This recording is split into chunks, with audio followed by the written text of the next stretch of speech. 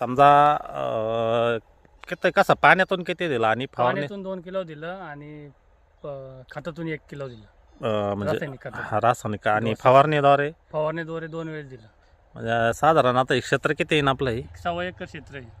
1.25 acre क्षेत्र आहे. 3.5 किलोच्या आसपास गेले समजा. 1.25 एकरासाठी 3.5 3.5 किलो आपलं आजपर्यंत गेलंय. आजपर्यंत गेले. बर, मग आता तुम्ही आता हे जे वापरलंय मल्टीप्लायर, बरोबर आहे.